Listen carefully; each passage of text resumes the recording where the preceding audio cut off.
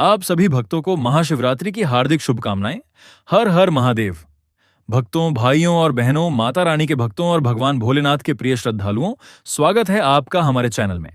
आज का यह वीडियो बहुत ही खास है, बहुत ही पवित्र है और आपके जीवन को बदल देने वाला है, क्योंकि आज हम आपको एक ऐसा दिव्य रहस्य बताने जा रहे हैं जो हमारे धर्म ग्रंथों, पुराणों और प्राचीन मान्यताओं में छुपा हुआ है, लेकिन बहुत कम लोग इसके बारे में जानते हैं।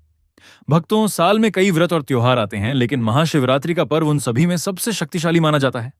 यह वह पावन रात्रि है जब स्वयं भगवान भोलेनाथ अपनी योग शक्ति से संपूर्ण ब्रह्मांड में ऊर्जा का संचार करते हैं, जब शिव तत्व पृथ्वी पर सबसे अधिक सक्रिय हो जाता है, जब साधना, जप, तप, दान, पूजा या कोई भी शुभ कार्य 1000 गुना फल देता है। शास्त्रों में कहा गया है कि इस दिन किया गया छोटा सा उपाय भी जन्मों जन्मों के पापों को समाप्त कर देता है और मनुष्य के जीवन में सुख, शांति और समृद्धि का द्वार खोल देता है।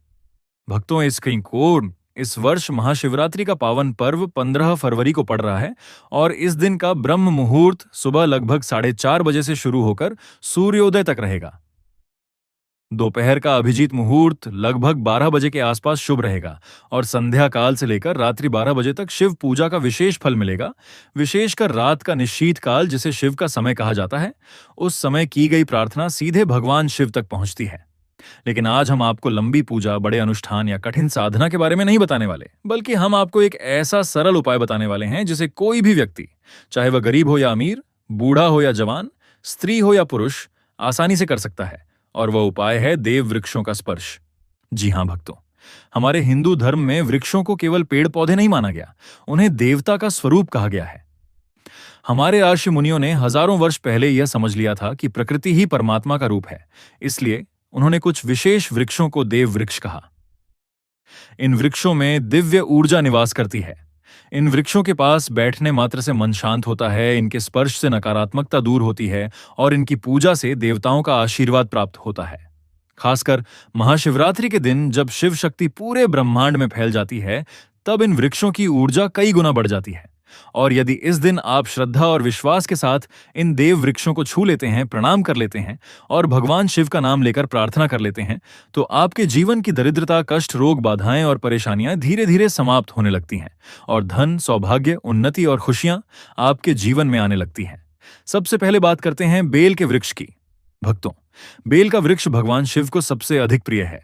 बिना बेल पत्र के शिव पूजा अधूरी मानी जाती है। पुराणों में बताया गया है कि बेल वृक्ष में स्वयं माता पार्वती और भगवान महादेव का वास होता है। इसकी जड़ में शक्ति, तने में शिव और पत्तों में त्रिदेव निवास करते हैं।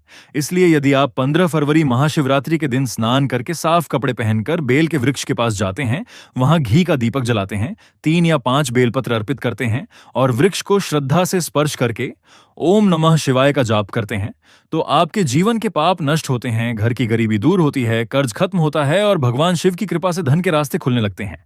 इसके बाद आता है शमी का वृक्ष। शमी वृक्ष को मां दुर्गा और जगदम्बा का स्वरूप माना जाता है। महाभारत में पांडवों ने अपने अस्त्र शस्त्र शमी में छुपाए थे और विजय प्राप्त की थी, इसलिए यह विजय और रक्षा का प्रतीक है। यदि आपके जीवन में शत्रु परेशान करते हैं, कोर्ट कचहरी के मामले हैं, बीमारी है या मानसिक तनाव है, तो महाशिवरात्रि की शाम शमी वृक्ष के नीचे दीपक जलाकर प्रार्थना करें और कहें कि हे मां जगदम्बा, मेरे जीवन के सभी संकट दूर करो।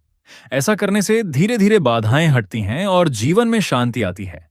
फिर आता है पारिजात का वृक्ष, जिसे समुद्र मंथन से उत्पन्न माना गया है और जो लक्ष्मी जी का स्वरूप है। कहा जाता है जहां पारिजात होता है वहां दरिद्रता नहीं रहती। यदि आप पारिजात के वृक्ष के नीचे दीपक जलाकर माता लक्ष्मी से प्रार्थना करते हैं कि मेरे घर में सुख समृद्धि का वास हो, तो धन आगमन के रास्ते खुलते हैं, व्यापार में लाभ होता है, नौकरी में तरक्की मिलती है और घर में खुशहाली आती है। इसके बाद पीपल का वृक्ष है, जिसे देवों का राजा कहा गया है। गीता में स्वयं भगवान श्री कृष्ण ने कहा कि वृक्षों में मैं पीपल हूं। पीपल के नीचे बैठकर 108 बार ओम नमः शिवाय का जप करें, दीपक जलाएं और जल अर्पित करें। इससे पितृदोष शांत होता है, ग्रह दोष दूर होते हैं और भाग्य मजबूत होता है। वट वृक्ष भी उतना ही पवित्र है। यह दीर्घायु और स्थिरता का प्रतीक है।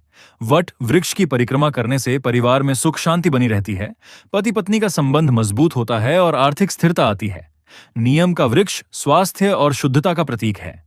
इसे छूने से रोग दूर होते हैं और नकारात्मक ऊर्जा समाप्त होती है। आम का वृक्ष शुभता और मंगल का प्रतीक है। इसे प्रणाम करने से जीवन में सुख और सौभाग्य आता है।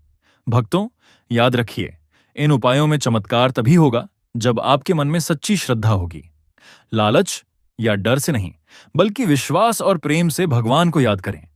जब आप 15 फरवरी को इन वृक्षों को छुए तो केवल एक बात कहें, हे भोलेनाथ, मेरा जीवन आपके हवाले है, मेरे दुख दूर करो और मुझे सही मार्ग दिखाओ। यही सच्ची प्रार्थना है। और अंत में भक्तों, दिल से एक बात कहना चाहता हूं, हम दिन रात मेहनत करके आपके लिए ऐसी ही सच्ची, पवित्र और उपयोगी जानकारी लाते हैं ताकि आपके जीवन में सकारात्मक बदलाव आ सके।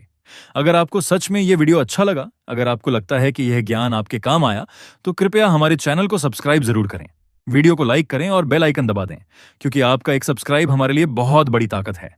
आपका प्यार ही हमें प्रेरणा देता है कि हम आपके लिए और भी अच्छे वीडियो बनाते रहें। भगवान शिव आप सबकी मनोकामनाएं पूरी करें, आपके घर में सुख समृद्धि बनी रहे। हर हर महादेव। ओम नमः शिवाय।